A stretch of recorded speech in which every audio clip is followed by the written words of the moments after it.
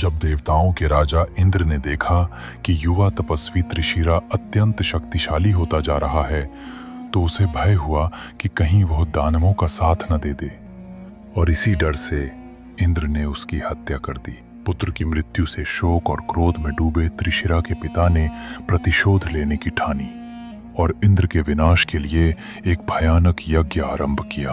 त्वष्टा के उस प्रचंड यज्ञ से जन्म लिया एक भयंकर नागअसुर, वृत्रासुर। वो कोई साधारण दानव नहीं था, बल्कि स्वयं अग्नि और मंत्रों से रचा गया एक दिव्य विनाशकारी अस्तित्व। उसका आकार इतना विशाल था कि पर्वत उसके फनों के नीचे दब जाएं, और उसकी दृष्टि में केवल एक लक्ष्य था, देवताओं का विनाश और सबसे पहले इंद्र का अंत।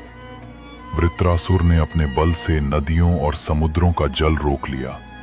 धरती पर पड़ा भीषण अकाल, प्यास से तड़पते प्राणी, सूखी नदियां, मरता हुआ जीवन। कोई भी देवता उस नागअसुर वृत्रासुर को रोक नहीं सका।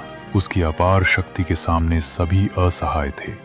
आखिरकार सभी देवता पहुंचे भगवान श्री विष्णु की शरण में। भगवान विष्णु ने शांत स्वर में कहा, ये असुर साधारण नहीं है। इसे कोई सामान्य अस्त्र नहीं मार सकता। इसे पराजित करने के लिए ऐसा शस्त्र चाहिए जो किसी अत्यंत तपस्वी ऋषि की हड्डियों से बना हो। यह सुनकर देवता पहुंचे महान तपस्वी दधीची ऋषि के पास, और जब उन्होंने उन्हें सब कुछ बताया, दधीची मुस्कुराए। उन्होंने बिना एक क्षण की देरी किए लोक कल्याण के लिए अपना शरीर त्याग दिया।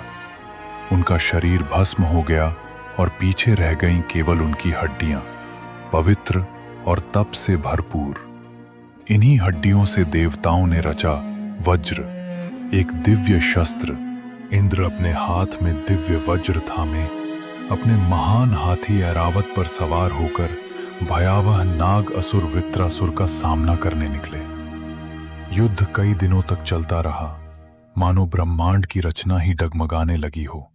फिर युद्ध के चरम पर इंद्र ने अपनी संपूर्ण शक्ति जुटाई और वज्र को पूरी ताकत से वृत्रासुर की ओर फेंका।